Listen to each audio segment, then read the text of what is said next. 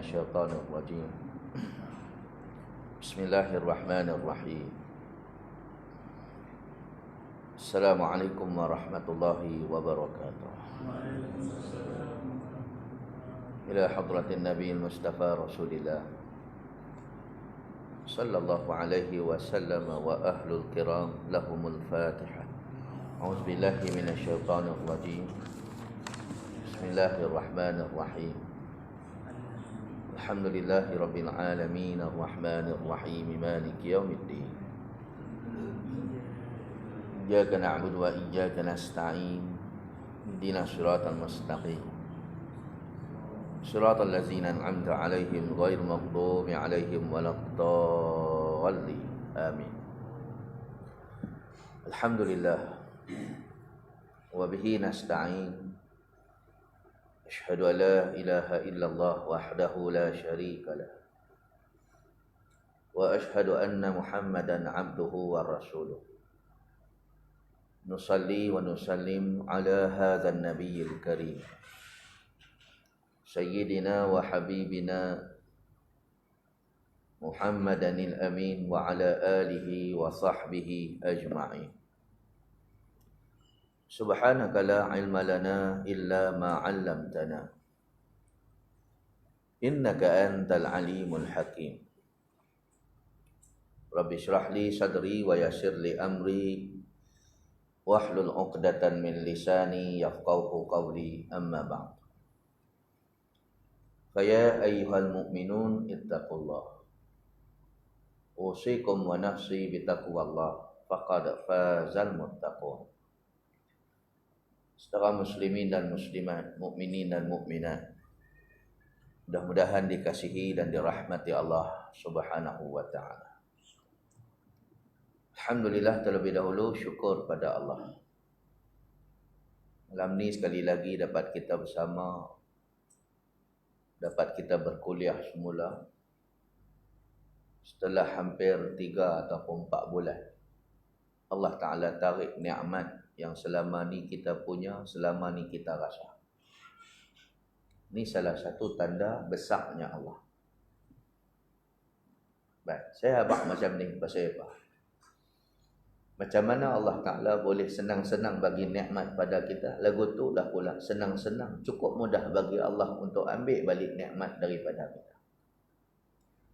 Dan salah satu nikmat yang Allah Ta'ala beri kepada kita selama hari ini bukan setakat nikmat sehat, nikmat ada harta, nikmat boleh makan, nikmat ada pakaian sempurna, nikmat ada anak, isteri dan sebagainya, nikmat boleh ibadah. Ni ramai orang tak sedar.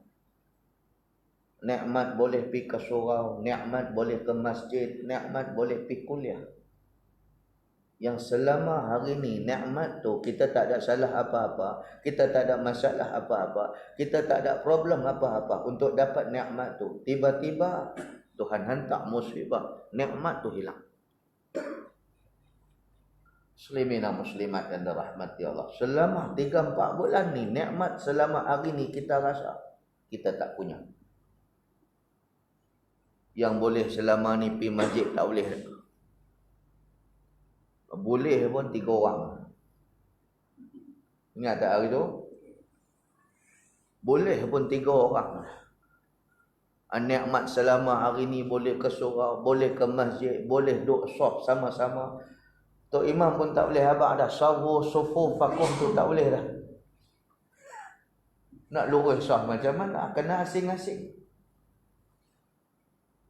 Ya, tu Imam duk kata apa sebelum sembahyang, sawu sufufakum fa inna taswiyatas sufuf min niqamatis salat. Luruskan saf hampa semua, kerana meluruskan saf itu adalah sebahagian sempurna solat.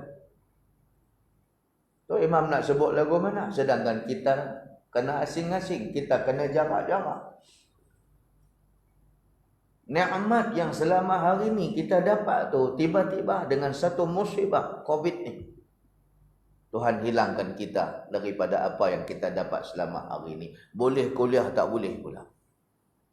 Alhamdulillah, hari ini Tuhan kembalikan balik semula tu nikmat tu. Walaupun tak macam dulu, tak sesempurna macam dulu. Alhamdulillah. Walaupun terpaksa berjarak lah 1 meter. Alhamdulillah. Walaupun terpaksa kuliah ni stop waktu isyak. Alhamdulillah.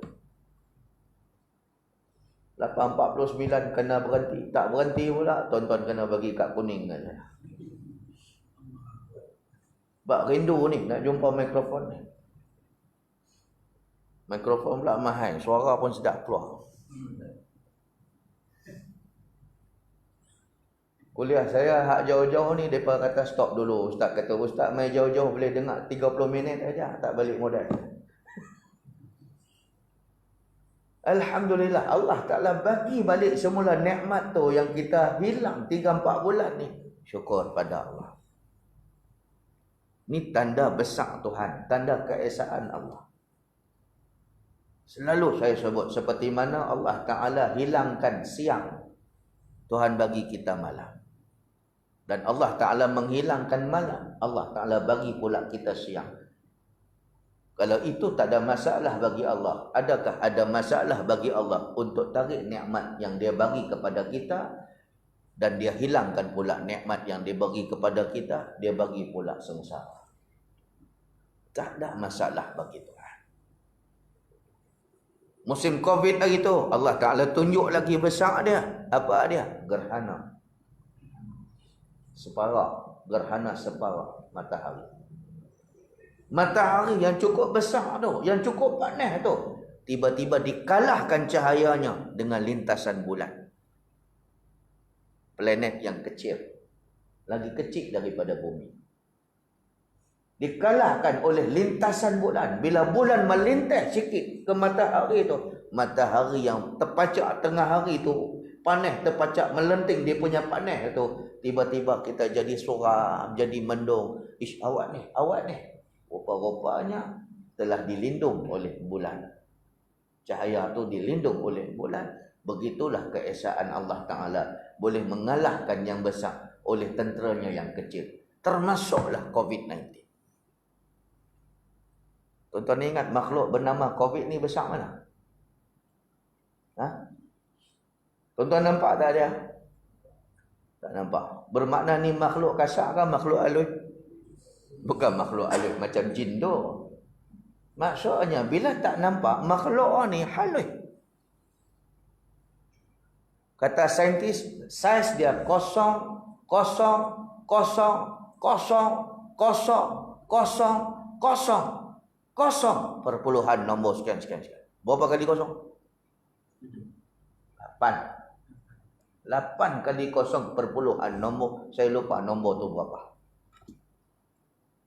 Maknanya COVID ni satu makhluk yang mikronism, satu makhluk yang makro, satu makhluk yang sangat halus. Sampai kita tak boleh nampak. Nak tengok pun kena pakai mikroskop, kena pakai teleskop, kena pakai alat yang sangat canggih ni. Boleh nampak tu. Boleh nampak kuman tu. Allahu Akbar, tuan-tuan. Tiba-tiba makhluk yang sekecil dan sehalus ini mengalahkan kira-kira 150 buah negara yang hebat selama hari. Tuhan kata, fa'tabiru ya ulil absar. Ambil iktibar, wahai orang yang boleh memandang. Tak boleh, kita tak boleh lawan Tuhan. Kita tak boleh nak lawan Allah. Kita tak boleh nak berperang dengan Allah. Janganlah lawan Tuhan. Janganlah angkuh dengan Tuhan. Sebab bila Tuhan tunjuk kuasa dia, surrender kita. 150 buah negara, termasuklah Amerika, jatuh habis. Dengan ekonomi dia, jatuh habis. Walhal ni negara besar, ni negara nuklear. Awak tak guna nuklear hang lawan COVID-19. Kalau rasa besar sangat. Selama ni dia tunjuk sombong dia, dia tunjuk ego dia. Banyak negara dia bagi punah habis dah. Britain, Italia, China, apa lagi. Yang semua ni bukan setakat kuasa ekonomi, bahkan kuasa ketenteraan. Takut orang nak perang dengan negara-negara ni. Tiba-tiba Tuhan hantar tenteranya yang bernama kuman ni, halus aja jatuh mereka. Termasuklah negara kita jatuh habis. Baru ni Perdana Menteri dah abang apa? Semalam. Malam kah hari ni? Semalam. Perutusan. Satu hari sepanjang PKP hari tu. Lah PKPP. Pemulihan. Sepanjang PKP hari tu dengan sekolah tak buka, dengan kedai tak boleh buka, dengan tu semua tak buka. 2 bilion kita rugi satu hari. PKP berapa hari? 3 bulan. 3 bulan kali 2 bilion. 3 bulan dah berapa hari? 90 hari. 90 hari kali 2 bilion. Takkan saya nak kira juga, tengah kira lah. Habis. Ni nak bangun balik berapa lama ni? Ni dengar cerita nak jadi pula gelembung ke gelombang? Nak jadi pula gelombang yang kedua ni. Hari ni dah berapa? 15. Tambah semalam 21. Dah 30 lebih, dah dekat 40. Makan macam seolah-olah nak main balik dah. Tak ingatkah dulu ada statement, ada kata-kata yang kata apa? Kita tak boleh nak buang arak. Kita tak boleh nak tutup kilang arak. Mereka ni bagi teks kepada kita. Mereka ni bagi cukai kepada kita. Berapa mereka bagi cukai? Mereka bagi cukai selama 1 juta. Allah Ta'ala tarik daripada kita 1 hari 2 bilion. Untung kau rugi. Yang kita sayang sangat maksiat yang kita buat ni. Sayang sangat maksiat yang berleluasa ni. Kita kata rumah urut tolonglah tutup. Arak tolonglah tutup. Tak boleh. Mereka ni sumber pendapatan. Mereka ni bagi cukai kat kita. Okey, berapa cukai mereka ni bagi? Mereka bagi cukai kat kami ni 5 juta. Mereka bagi cukai kat kami ni 500 juta. Allah Ta'ala ambil 30 bilion, 40 bilion, 50 bilion daripada kita. Untung kau rugi. Rugi. Sebab itu Allah Ta'ala bagi kepada kita tu supaya lihat dengan mata hati. Fa'tabiru ya ulil absar. Ambil aktibar wahai orang yang boleh melihat. Jangan dengan hanya mata kasar, tapi lihatlah dengan mata hati sekali. Ya Allah, hai. Sekali Allah Ta'ala berperang dengan kita, jahanam kita. Itu baru Tuhan hantar kuman. Tuhan tak hantar malaikat lagi untuk turun berperang dengan kita. Tuhan tak hantar lagi burung ababil yang berlaku zaman Abrahah dulu. Tarmihim bihijaratin min sijil faja'alahum ka'asfin ma'kul. Allah Ta'ala hantar wa arsala alaihim tayran ababil. Allah Ta'ala hantar kepada tentera Abrahah itu satu burung daripada langit. Daripada langit tengok macam awan hitam gelap. Rupanya burung. Yang gelap tu burung. Dia bawa apa? Dia bawa batu daripada neraka. Tarmihim. Batu tu dilontak kepada tentera Abraham yang nak runtuhkan Kaabah. Bihijaratin min sijil. Batu tu pula import, ambil daripada neraka. Neraka sijil. Faja'alahum ka'asfim ma'kul. Bila kena lempak dengan batu tu, jadilah tentera-tentera Abrahah ni berlubang-lubang tubuh badan mereka.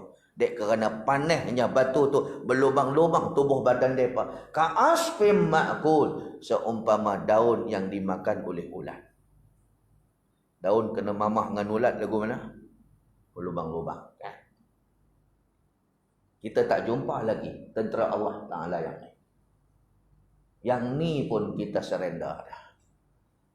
Menteri-menteri pun dah reti baca doa dah hari ni. Alhamdulillah.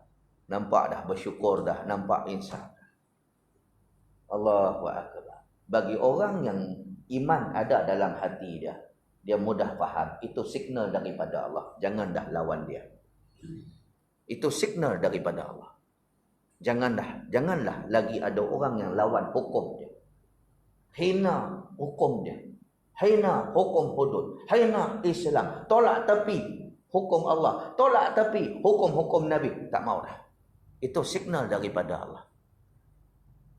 Sebab kalau Allah Ta'ala tunjuk kehebatan dia, terduduk kita. Tapi bagi orang yang tertutup rapat hati dia, dia tak nampak. Itu tanda signal daripada Allah. Seperti mana Tuhan sebut di dalam Quran. Tuhan kata apa? فَمَنْ يُرِدِ اللَّهُ أَيَّهْدِيَهُ يَشْرَحْ صَدْرَهُ لِلْإِسْلَامِ. Siapa yang Allah Ta'ala cerahkan hati dia, siapa yang Allah Ta'ala nak bagi dia hidayah, yashrah sadrahu lil Islam, Tuhan bagi sikit aja signal, hati dia cerah, dia nampak kebenaran Islam. Apa Quran kata dia senang terima, apa Nabi kata dia senang terima, apa ustaz-ustaz tok guru kata dia senang terima, apa Tuhan tunjuk, dia nampak tu kebesaran Allah, dia nampak signal daripada Allah. Oh, hai Tuhan ni, tengok bila dia tunjuk besar dia, dia tak payah tunjuk besar-besar sangat, dia tunjuk dengan koman saja dia boleh menewaskan kita. Dengan ayat sahaja tentera Allah ni boleh bertukar menjadi banjir. Ayat yang kita minum ni, ayat yang kita buat mandi ni, kita ambil wuduk ni, tiba-tiba bertukar menjadi tentera Allah dalam bentuk banjir, dalam bentuk tsunami. Orang yang Allah Ta'ala bagi hidayah kepada mereka, yashrah sadrahu lil Islam, hati dia cerah untuk menerima kebenaran Islam. Surrender dia. Aku nak lawan Tuhan macam mana? Tak boleh lawan Tuhan. Tuhan hantar angin, angin yang sahabat kita ni, kawan kita ni, tiba-tiba bertukar jadi tentera Allah dalam bentuk puting beliung, angin taufan dan sebagainya. Surrender dia. Dia nampak kebesaran Allah. Kembali dia kepada Islam. Tak melawan dah dia kepada Islam. Itu kalau Tuhan nak jadikan dia orang elok, orang baik. Yashrah sadrahu lil Islam. Siapa yang Tuhan nak bagi hidayah, Tuhan akan cerahkan hati dia, bagi luas hati dia menerima kebenaran Islam.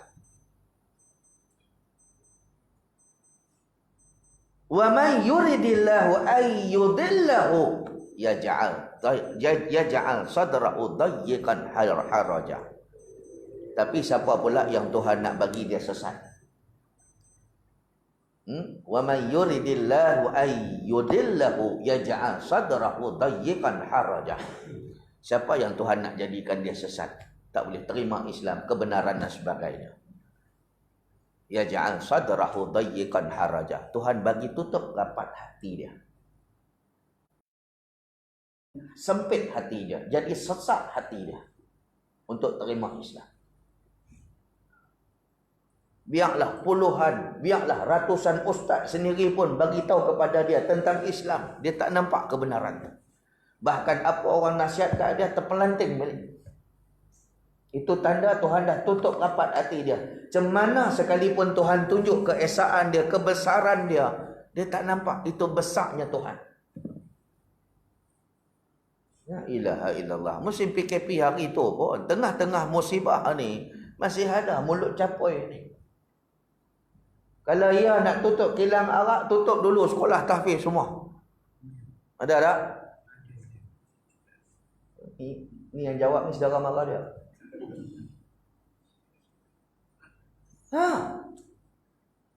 Dia tak nampak tu. Allah Ta'ala sedang nak tarbiyah kita, nak tegur kita, bagi signal kepada kita. Sudah, jangan lawan dia. Dah ada lagi puak-puak. Kalau nak tutup kilang arak ni, tutup dulu sekolah tahfiz. Islam tapi tak menguntungkan Islam, menguntungkan musuh-musuh Islam pula. Bila ada gesaan untuk cuba naikkan hukuman kepada pemandu-pemandu mabuk ni. Kan musim PKP ni, hari tu cerita mabuk langgar orang mabuk langgar, berapa ramai mati dah. Maka depa naikkan, depa nak gubal akta tu, nak naikkan hukuman tu. Yang selama ni hukumannya sangat sikit, 20,000 denda, 9 tahun penjara mandatory. Naikkan jadi 150,000 denda, 20 tahun penjara. Oh, marah puak-puak ni. Kita kena hukum dengan lembut. Kan kita baca Bismillahirrahmanirrahim, dengan nama Allah yang Maha Pemurah lagi Maha Penyayang. Kenapa kita tak berhukum dengan rasa sayang? Oh, pandai. Hampa nak minum minuman keras, tetapi hukuman nak lembut. Mana boleh? Budak-budak kata apa? Mana ci? Kalau minum minuman keras, hukuman pun keras sama. Yang cakap tu pula Islam, tapi tak menguntungkan musuh Islam, tak menguntungkan Islam tu sendiri, menguntungkan pula musuh-musuh Islam. Tapi apa kan daya Tuhan nampak ada, ya ja'al sadrahu dayyikan haraja. Kalau Tuhan tak nak bagi hidayah, Tuhan sengaja sempitkan hati dia, tutup rapat hati dia, tak boleh terima kebenaran. Ka'annama yas'adu fis sama. Seperti mana seolah-olah dia telah menaiki langit. Bila naik langit, tuan-tuan, bila sampai ke langit, lepas saja lapisan atmosfera, oksigen tak ada. Try sekali kita naik tanpa bekalan oksigen, tak sesak nafas. Macam itulah orang yang nampak Islam, hati dia tertutup rapat. Bila dengar nasihat agama, dia sesak nafas, dia jadi sempit. Bila dengar ayat Quran, dia jadi sempit. Bila dengar saja nasihat, bila dengar saja tentang Islam, dia jadi meluat, jadi menyampah, jadi melulai. Orang Kedah kata melugai. Jadi loya dengan benda-benda Islam ni. Dia nampak orang pakai kepiah ni loya. Hati dia jadi sempit, nampak Islam ni tak terbuka langsung. Ka'annama yas'adu fis sama. Seolah-olah dia sedang menaiki langit. Tak payah naik langit lah tuan-tuan. Try sekali naik gunung Kinabalu. Siapa kaki gunung ni? Naik. Sana lapisan oksigen dah nipis lah. Kalau tak cukup fit kita, sesak nafas. Naik pula gunung Everest. Lagi pula, lagi the highest mountain in the world. Lagi tinggi lagi. Lagi nipis oksigen. Begitulah perumpamaan yang Allah Ta'ala bagi kepada mereka yang suka melawan Islam. Lama mukadimah bila nak mula. Saya nak abang satu aja, syukur. Syukur sampailah walaupun dah habis dah musim PKPP, dah nak habis dah musim PKP ni, kita masih lagi Tuhan jentik hati kita untuk mai surau Mi'raj. Ni tak ada orang lain muka sama. Tak ada yang baru, tak ada pertambahan, muka sama. Saya boleh cam dah, dinding ni siapa dulu? Tiang ni siapa dulu? Ni haji ni tak ada orang lain. Pakcik ni stay kat situ lah. Belah sana geng siapa saya tahu dah. Geng mana? Sini macam banyak geng. Sajalah seluruh. Jadi syukurlah kepada Allah. Allah Ta'ala masih kekalkan kita di dalam Islam. Bahkan bukan setakat kita Islam, kita mencintai pula Islam. Yang ni kita mahu. Mudah-mudahan mukadimah itu manfaat kepada kita semua, insya-Allah. Baik. Malam ni kita baca Bahrul Mazi kita jilid yang ke-17. Baik. Kita masuk pada kitab saya tak sama dengan kitab tuan. Ya. Tadi makcik kata apa? 53. Saya baru 34. Ya, masalah sama. Bila abang masalah bukan kitab ni ada masalah. Yang masalah ni kitab. So, masalah di sini maksudnya penjelasan. Yang ke-30. Sangkakala itu bagaimana tiupannya. Kita masih lagi sembang pasal bab majaa fisur. Cerita tentang sangkakala. Dulu kita pernah sebut, ingat lagi bulan 2, intro kepada tajuk ni. Apabila seorang sahabat Nabi daripada Arab Badui, dia tanya Nabi, ya Rasulullah, masuk. Ya Rasulullah, sangkakala tu apa? Nabi tak describe lama. Nabi tak cakap banyak-banyak. Nabi kata apa? Qarnun yunfakhu fi. Yang kata sangkakala ni, dia bentuk dia, rupa dia macam qarnun. Qarnun ni maksudnya tanduk. Yunfakhu fi, yang ditiup di muncung dia.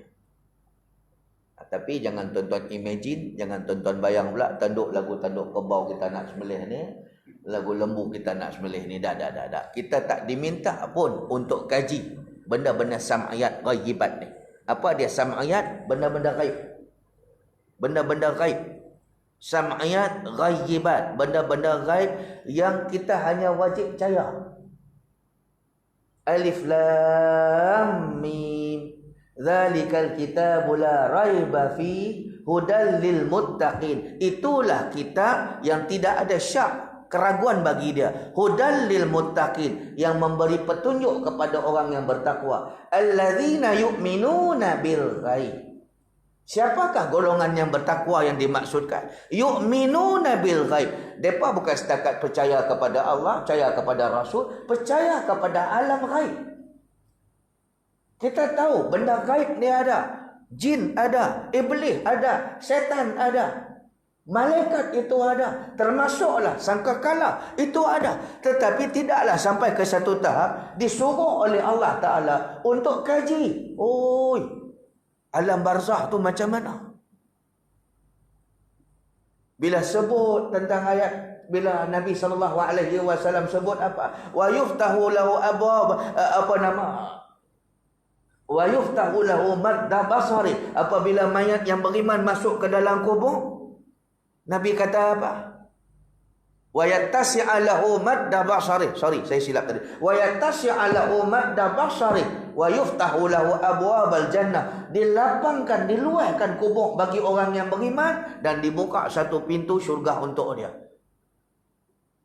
Dia kata kalau luah kubur ni, kalau iyalah betul kubur orang yang beriman boleh luah, mesti batu nisan gerak sama. Nampak tak? Dia bukan semua benda hukum, benda agama boleh translate, boleh terjemah dengan akal. Ada benda akal boleh terima. Ada benda kadang-kadang dia bertembung dengan akal kita. Macam mana yang dikatakan kubur boleh lapang? Sedangkan hari-hari aku tengok kubur-kubur ni, dia punya batu nisan tak bergerak mana pun. Tak payah pergi kajilah. Nabi kata apa? Tafakkaru fi khalqillah wala tafakkaru fillah. Fikirlah apa yang Tuhan dah cipta. Jangan fikir macam mana Tuhan cipta. Fikir apa yang Allah Ta'ala dah buat. Jangan fikir macam mana Tuhan buat. Tuhan dah buat apa? Tuhan dah buat langit. Tuhan dah buat apa? Tuhan dah buat macam-macam. Tuhan buat langit. Tuhan suruh kita ni kaji langit. Afala yanzuruna ilal ibli kaifa khuliqat wa ilas samai kaifa rufi'at. Allah Ta'ala suruh kita tengok teknologi di sebalik makhluk-makhluk yang dia buat. Afala yanzuruna ilal ibli kaifa khuliqat. Tidakkah hampa melihat? Tidakkah depa yang melawan aku ni melihat? Kaifa ilal ibli kaifa khuliqat. Bagaimana aku ciptakan ibil, aku ciptakan unta.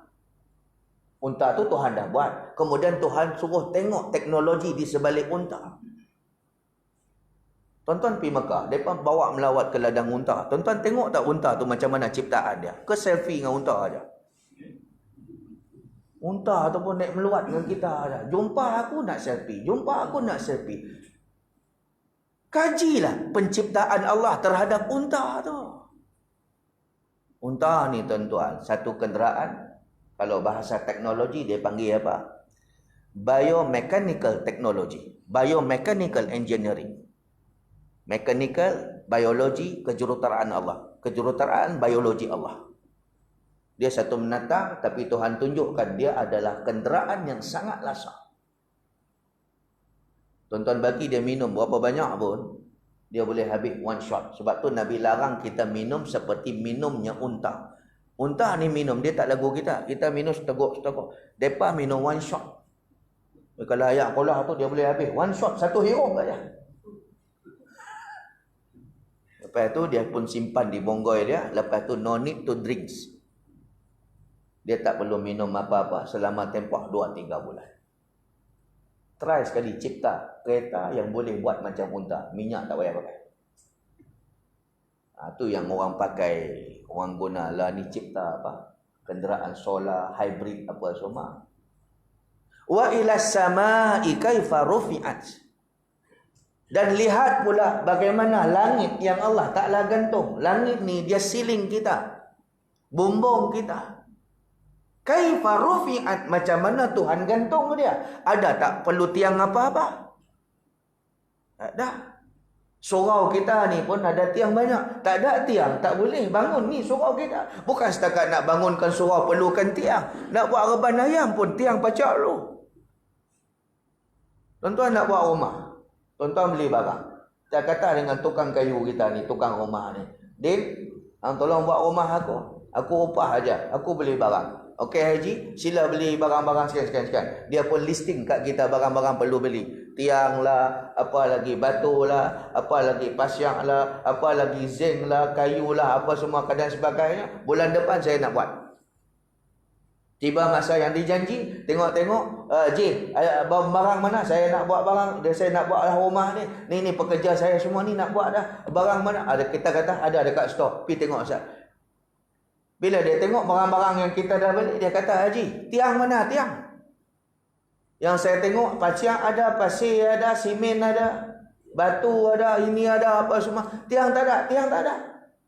Dia kata, Allah Din, aku lupa. Bajet dah habis pula. Tak apa Din, buat bumbung dulu boleh tak? Tiang kemudian. Ada duit nanti aku beli tiang.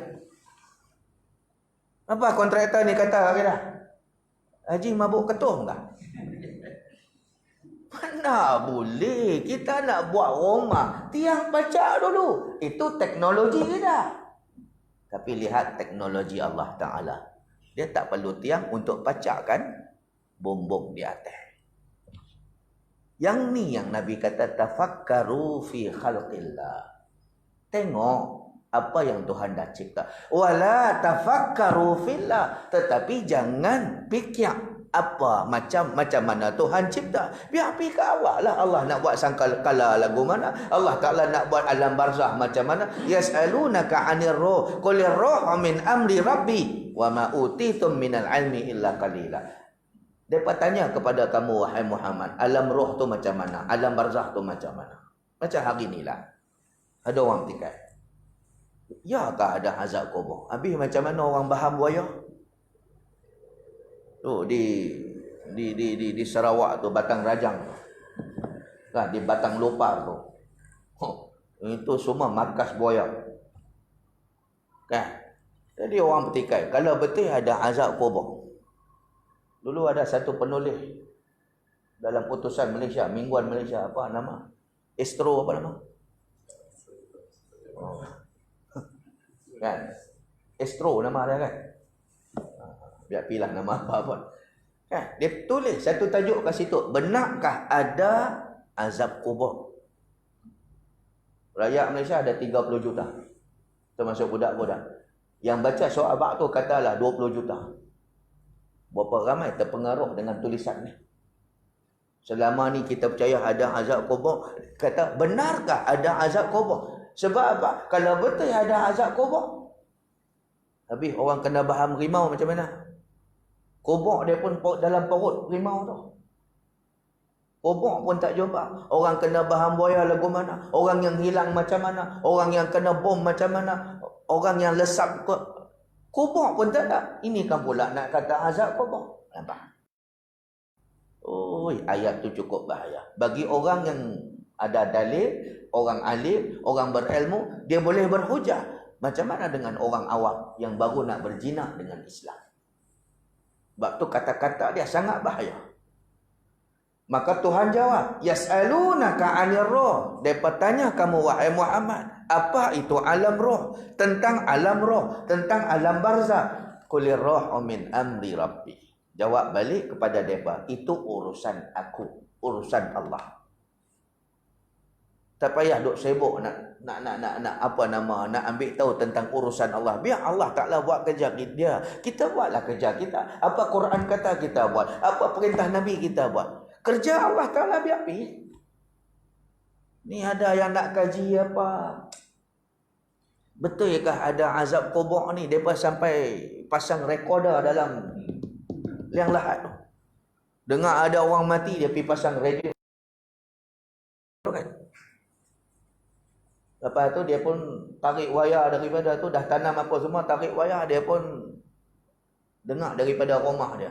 Dia nak dengar soalan mungkar nangkir tu ada ke tak ada. Memang takkan dengar punya, takkan dapat punya. Bila dia tak dapat apa yang dia mau, dia kata nonsense hadis ni. Oh, apa ustaz kata tu merepek dah. Aku dah kaji dah, tak ada apa pun. Dah, alam roh ini biar Allah Ta'ala yang punya. Allah Ta'ala yang buat. Dia punya kerja biar-biar.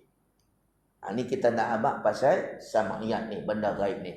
Qulir ruhu min amri rabbi wa ma utitum minal ilmi illa qalilan. Dan aku tak pernah bagi ilmu kepada manusia itu banyak kecuali sikit sahaja. Tuhan abang dah. Aku bagi ilmu kepada manusia ni sikit sahaja. Dah tahu dah ilmu kita tu sikit. Awak kita nak argument Allah punya hukum. Kenapa kita nak bantah hukum Allah? Kenapa kita nak bantah apa Tuhan perintah? Kenapa kita nak bantah itu? Sedangkan ilmu kita ni sedikit sangat. Maka cerita tentang sangkakala adalah perkara sam'iyat dan ghaiban. Apa dia sam'iyat tadi? Iaitu benda gaib. Biar pergi ke Allah. Pulang kepada Allah. Jangan pula tanya saya, Ustaz, kalau betul tanduk-tanduk dia tu lagu mana? Lagu Kerbau punya tanduk kah? Dah. Yang tu kita tak boleh jawab. Sama juga kalau tuan-tuan nak tanya saya, Ustaz, padang mahsyar tu dia saiz dia berapa? Padang mahsyar tu duduk kat mana? Saya pun tak boleh jawab. Sebab benda tu benda gaib. Hanya kita perlu sami'na wa ata'na. Dengar patuh sudah. Nama kata dia Quran, sudah. Taat sudah. Percaya sudah. Nak tahu betul-betul, akhirat besok baru kita jumpa. Sami'na, dengar, kemudian patuh. Baik, seterusnya. Dia kata apa lagi? Dan tiada boleh masuk iman itu dari sebab hitam hati mereka itu. Dia kata apa? Sesungguhnya banyak orang yang tidak masuk percaya kepada alam akhirat. Banyak orang tak percaya adanya hari akhirat, adanya hari pembalasan, adanya hari kebangkitan balik. Dan tiada boleh masuk iman itu dari sebab hitam hati mereka itu. Pasal apa tak boleh percaya benda-benda ni? Sebab hati dah gelap. Kan kita dah sebut dah tadi. Tuhan kata apa? Wa may yuridillahu ayyudillahu yaj'al sadrahu dayyiqan haraja. Siapa Tuhan nak jadikan dia sesat? Tuhan akan jadikan hati dia sempit untuk terima Islam. Dia akan lawan balik. Apa kita cakap, dia lawan saja. Dia tak boleh terima langsung. Sebab apa dia tak boleh terima langsung? Sebab Tuhan dah tutup serapat-rapat hati mereka. Ka'annama yas'adu fis sama. Cara mereka tolak Islam tu seolah-olah seperti mana mereka naik atas langit. Hati mereka sesak napih menerima Islam. Tapi kalau mai daripada musuh Islam, mereka boleh buka ruang seluas-luasnya. Mereka boleh terima. Ini yang kita heran. Walhal yang datang tu daripada musuh Islam, yang datang tu daripada syaitan, bukan datang daripada Islam pun. Dah, itu yang mereka terima sangat-sangat. Yang datang daripada Quran, yang datang daripada hadis, yang datang daripada Islam, mereka tolak tepi. Tuan-tuan muslimin dan muslimat, tuan-tuan nampak tak golongan ni? Ada tak golongan ni? Ada. Sebab tu kita kata awal-awal tadi, syukur kepada Allah Ta'ala. Kita tak jadi lagu tu. Walaupun kita ni orang kampung, orang taman, walaupun kita pendidikan kita tak tinggi mana dan sebagainya, kita jenis tak melawan Islam. Alhamdulillah. Berbanding dengan ada orang lagi ilmu daripada kita, tetapi mulut dia maai, sikit-sikit lawan Islam. Ada tak golongan ni? Sikit-sikit lawan Islam, sikit-sikit lawan Quran. Ya, muslimin dan muslimat yang dirahmati Allah sekalian. Kemudian dia kata, mengapalah tidak kuat percaya itu? Tidakkah ambil fikir pada diri dan alam ini sebagaimana yang difirman oleh Allah Ta'ala? A'udzubillahi minasyaitanir rajim. Ayuhsabul insanu ayyutraka suda. Adakah disangka oleh manusia akan diri itu ditinggalkan dengan tiada apa-apa makna, yakni tidak disuruh taat dan tidak dibalas? Allah Ta'ala kata ayuhsabul insanu ayyutraka suda. Ayahsabul insanu ayyutraka suda.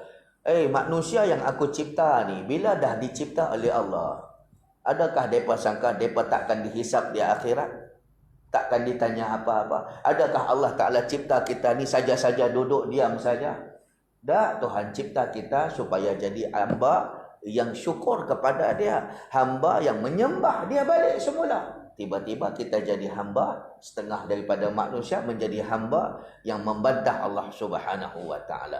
Kemudian Tuhan kata lagi, alam yakun nutfatan min maniyyin yumna summa kana 'alaqatan fa khalaqa fasawwa. Bukankah sudah ada ia sedikit daripada ayak mani yang dikeluarkan? Allah Taala templak kepada orang yang melawan-lawan dia ni. Yang melawan aku ni, yang membantah hukum aku ni, yang membantah Islam ni, membantah hukum Quran ni, depa kan bukankah dulu depa dicipta daripada ayak mani yang hina? Nampak? Tuhan menyorot balik peristiwa kejadian manusia. Yang hari ni takabur dengan Islam, takabur dengan Allah, sombong dengan Allah, Tuhan templak depa ni dengan menyorot balik siri kronologi kejadian manusia. Alam yakun nutfatan min maniyyin yumna. Manusia yang lawan aku ni, dulu bukankah depa dicipta daripada ayak mani yang hina? Nanti Syah, jangan letak kat kuning dulu. Ada masa kecederaan.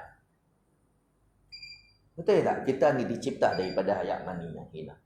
Ulama kata, macam mana boleh dikata hina ayak mani manusia? Cuba suar kat ayam mitik. Mereka nak patuk, mereka nak sudu. Jangan buat kerja tu. Saya cakap aja, jangan buatlah lepas ni. Orang dah buat dah eksperimen. Ulama bila bercakap mesti ada eksperimen dulu. Hinanya ayak mani kita ni sampai semua menatang pun tak sanggup nak catuk, nak sudu, nak minum, nak makan. Muntah ke darah balik mereka. Ayak apa ni? Rasa macam ayak bateri ni.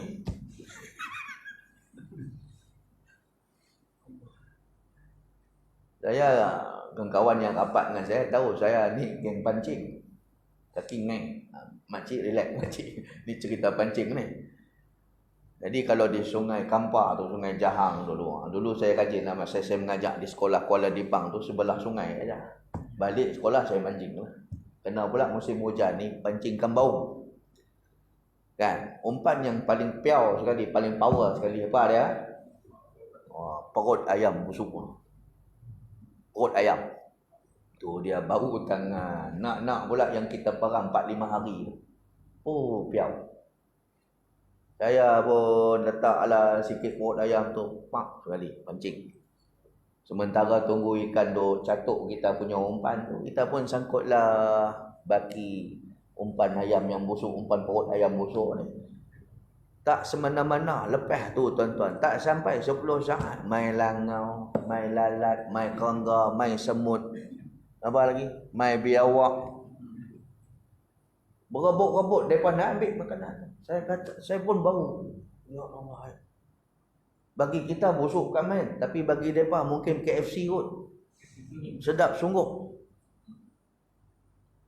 Try sekali campak ayak mani kita. Minta maaf makcik. Try sekali bang. Campak ke ayak mani kita ni kat dia. Ayak apa bagi ni? Ayak bateri ke bubut. Tak mau. Mereka tak mau suar. Mereka, orang Perak kata apa? Tak siau. Itulah kehinaan manusia. Sampai ayak mani kita ni tak diterima oleh mana-mana makhluk. Ayam pun tak mau patuk, itik pun tak mau sudu. Itulah kehinaan ayak mani. Yang kehinaan ayak mani yang Tuhan kata, alam yakun nutfatan min maniyyin yumna summa kana 'alaqatan. Kemudian daripada ayak mani menjadi pula segumpal darah. Daripada segumpal darah jadi pula daging, disaluti pula oleh tulang belulang. Kemudian tak lama kemudian fa khalaqa fasawwa. Tuhan bentukkan kita jadi orang. Sampailah 9 bulan kita pun keluar beranak. Keluar tu bukan tokai pandai. Keluar dulu teroyak dulu, lepas tu menyusu dulu, lepas tu kita pun apa lama tak ada baby ni. Mula-mula depa buat apa dulu? Menyarap dulu, lepas tu merangkak, lepas tu duduk dulu, lepas tu baru berdiri, lepas tu barulah berjalan, lepas tu barulah berlari. Lah lama kelamaan barulah jadi besar. Nak jadi besar sampai ke hari ni pula kena makan nasi. Nasi itu pula mai tang mana? Mai tang padi. Padi pula mai tang mana? Orang tanam dulu padi tu. Nak tanam padi tu pula nak kena ada apa? Nak kena ada tanah. Allah bagi. Try sekali tak ada tanah. Kita tak boleh makan nasi, nak jadi besar tak boleh. Dah ada tanah pula, nak kena ada air. Air sungai, air hujan. Air tu pula siapa sediakan? Allah sediakan. Kemudian dah ada air pula, nak kena ada cahaya matahari. Kalau gelap-gelap mana boleh. Matahari, tanam-tanaman ni dia kena hidup, nak kena ada cahaya. Matahari tu pula siapa yang sediakan? Allah. Kalaulah Allah Ta'ala tak bagi matahari, Tuhan tak bagi tanah, Tuhan tak bagi pula air, mana mungkin beras ni boleh menjadi nasi. Nasi ni boleh kita telan pula. Yang ni fikir habis lah. Tiba-tiba kita manusia yang dicipta daripada ayak mani, kemudian bila dah lahir pula diberi rezeki oleh Allah Subhanahu wa Ta'ala, sampailah ke besar. Bila dah jadi besar ada yang jadi lawyer, bila jadi besar ada jadi menteri, bila jadi besar ada jadi YB, bila dah besar ada jadi ketua itu, ketua ini ke apa semua. Akhirnya melawan Tuhan.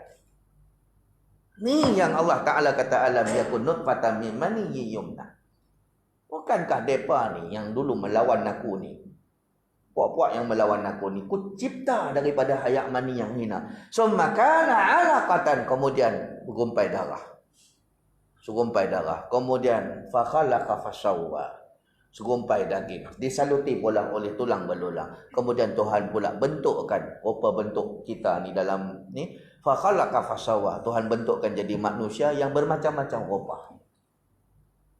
Tuan-tuan, yang ni Tuhan Allah Ta'ala suruh kita tadabbur supaya jadi keinsapan kepada kita semua. Muslimin dan muslimat yang dirahmati Allah Subhanahu wa Ta'ala.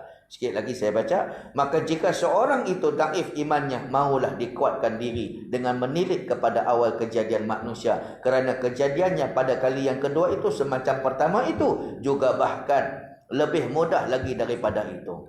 Bagi orang yang gelap hati mereka, hendaklah tilik ciptaan kejadian mereka ni. Allah, kenapalah aku ni melawan Tuhan sedangkan aku ni dicipta daripada ayak mani yang hina. Kemudian apabila seorang itu sudah kuat imannya, maka hendaklah biar ada berasa takut di dalam hati akan segala bahaya dan barang yang ditakutinya, dan membanyakkan berfikir padanya dan mengambil iktibar supaya tinggal daripada hati itu kerehatan dan tetap ia, maka berbimbang ia dengan bersungguh-sungguh bagi bersedia ia akan apa yang ditunjukkan pada Tuhan yang amat garang. Tuan-tuan muslimin dan muslimat dan rahmati Allah Subhanahu wa Ta'ala, nak abang apa cerita pasal sam'iyat dan ghaibat, alam-alam akhirat ini. Orang yang hanya diberi hidayah Allah Ta'ala sahajalah yang senang untuk terima. Bagi mereka yang hidayah mereka tak ada, ataupun kurang, ataupun gelap hati, mereka nama kata nak terima soal-soal akhirat, soal-soal balasan kubur, balasan di neraka dan sebagainya, susah. Sebab apa?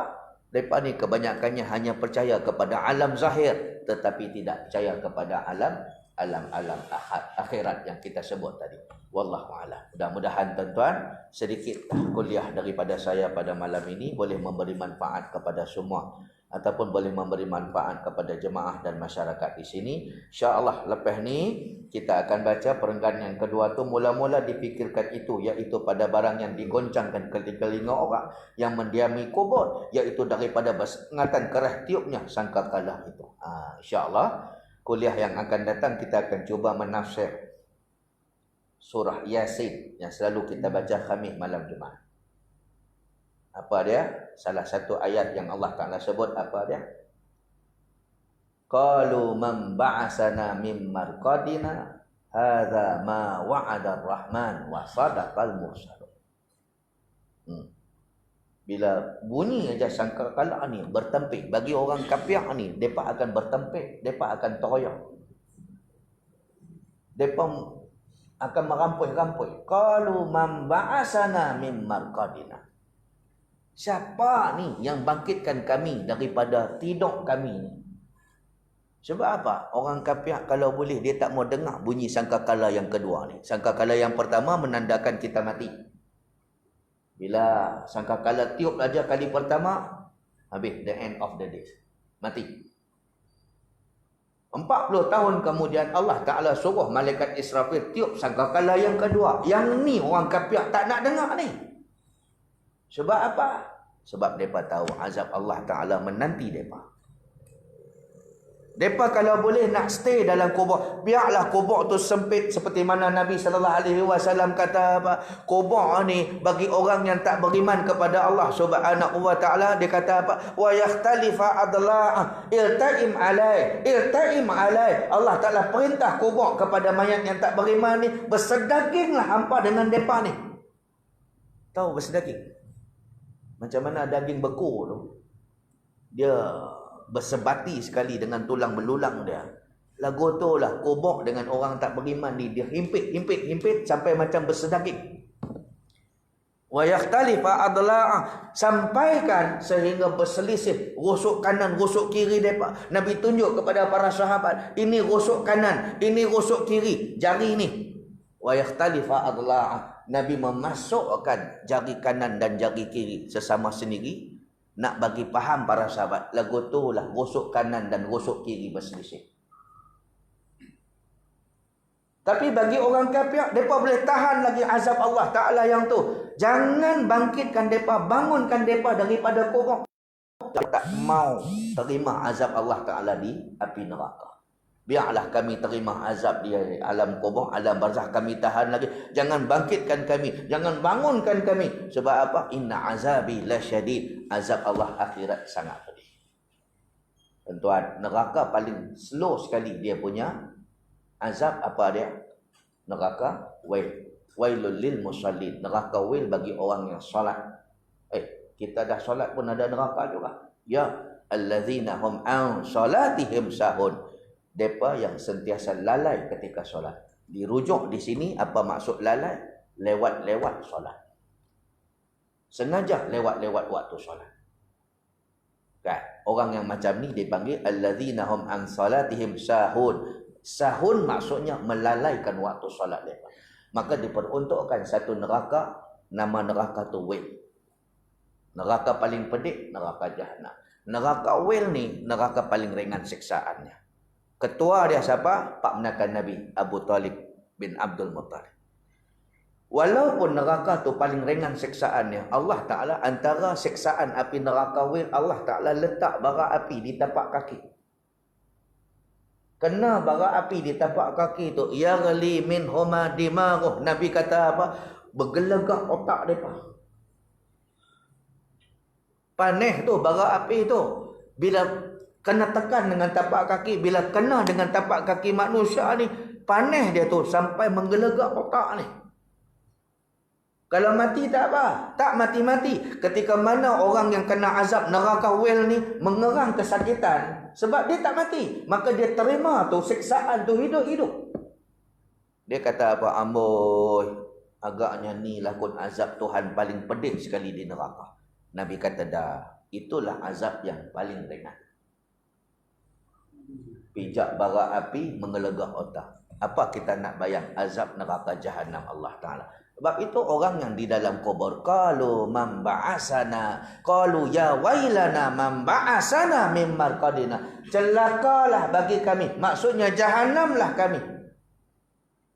Man ba'asana min marqadina, siapa ni yang bangunkan kami ni? Depa kalau boleh tak nak bangun, depa nak selama-lama dalam kubur.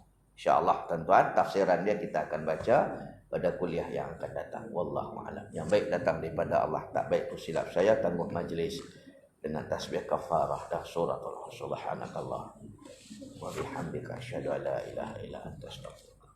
Bismillahirrahmanirrahim. Wal 'asri innal insana lafi khusr illa allazina amanu wa 'amilus shalihat wa tawassaw bil haqqi wa tawassaw. Allahumma shalli ala sayyidina Muhammadin fil awwalin wal akhirin. Salam radhiyallahu tabaraka ta'ala an sadatina ashabi Rasulillah ya ajma'in. Bismillahirrahmanirrahim. Radina billahi rabba wa bil islami dina wa bi Muhammadin sallallahu alaihi wasallam nabiyya wa rasula. Allahumma faqqihna fid din wa 'allimna fit ta'wil wa hdina siratal mustaqim. Sallallahu ala Muhammadin wa ala alihi wa sahbihi wasallam. Walhamdulillahi rabbil alamin. Assalamualaikum warahmatullahi wabarakatuh. Waalaikumsalam warahmatullahi wabarakatuh.